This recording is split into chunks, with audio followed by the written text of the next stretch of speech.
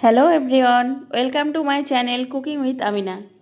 আজ আমি কাঠি কাবাবের একটা রেসিপি নিয়ে চলে এসেছি। আমার রেসিপিটা ভালো লেগে থাকলে আমার চ্যানেলটাকে সাবস্ক্রাইব করে দেবেন। তো দেখুন, আমি এখানে 500 গ্রাম মাটন নিয়ে নিয়েছি, ছোট ছোট করে কেটে। দিয়ে দিলাম 100 গ্রাম টক দই, অর্ধেকটা লেবু রস, আর দিয়ে দিলাম রেগুলার মশলা, ধনের গুঁড়ো, জিরের গুঁড়ো, লঙ্কা গুঁড়ো, হলুদ গুঁড়ো। আর দিয়ে দিলাম 1 চামচ কাবাব মশলা, যেটা আমি বাড়িতেই তৈরি করে রেখেছি। আমার চ্যানেলে এই মশলার রেসিপিটাও কিন্তু দেয়া আছে। আর দিয়ে দিলাম কিছুটা পাউডার দুধ। হাত দিয়ে একবার মেখে নেব। মেখে নিয়ে এখানে আমি আরও কিছু মশলা অ্যাড করব।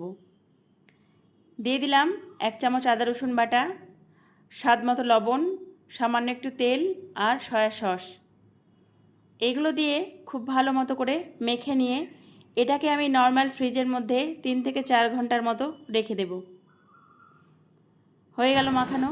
3-4 ঘন্টা পর ফ্রিজ থেকে বের করে নর্মাল টেম্পারেচারে এনে আমি এরকমভাবে কাঠিতে এগুলো গেঁথে নিচ্ছি। আর এই কাঠিগুলো আমি জল দিয়ে ভিজিয়ে রেখেছিলাম। তারপর দেখুন, এরকমভাবে কাবাবগুলো আমি তৈরি করে নেব। মাংসের পিসগুলো খুব পাতলা পাতলা করে কাটবেন। আর যদি সামান্য একটু মোটা থাকে তাহলে শিল নোড়া দিয়ে একটু থেতো করে নেবেন। তাহলেই তৈরি হয়ে যাবে সুন্দর স্বাদের কাবাব। এটা কাঠের আঁচে উনুনে সব থেকে ভালো হয়, কিন্তু আমি গ্যাসেই তৈরি করব। তো এইরকমভাবে সবগুলো কাবাব আমি তৈরি করে নিলাম। হয়ে গেল আমার।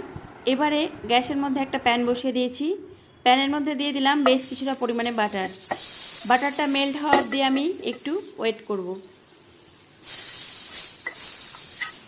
বাটারটা মেল্ট হয়ে গেল।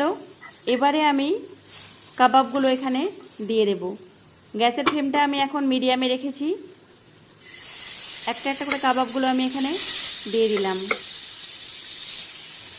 এটা কিন্তু আবারও আমি বলছি, কাঠের আঁচে সব থেকে ভালো হয়।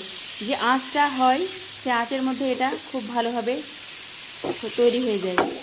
তো দেখুন, দিয়ে দিলাম। এবারে এগুলোকে একটু উল্টে পাল্টে ভালো করে দিয়ে আমি ঢাকনা দিয়ে ঢেকে দেবো। এটা থেকে অনেকটা জল বার হবে, সেই জল দিয়ে মাংসটা পুরোপুরি সেদ্ধ হয়ে যাবে। জল দেখে আমাদের ভয় পাওয়ার কিছু নেই। জলটা শুকিয়ে নিলেই তৈরি হয়ে যাবে সুন্দর স্বাদের কাবাব। এই যে জল বেরিয়েছে, এই জলটা আমি পুরোপুরি শুকিয়ে নেব। এরকমভাবেই তৈরি হয়ে যাবে আমার সুন্দর স্বাদের কাবাব। আমার ভিডিওটা ভালো লাগলে একটা লাইক করবেন, আমার চ্যানেলটাকে সাবস্ক্রাইব করে দেবেন। Thank you.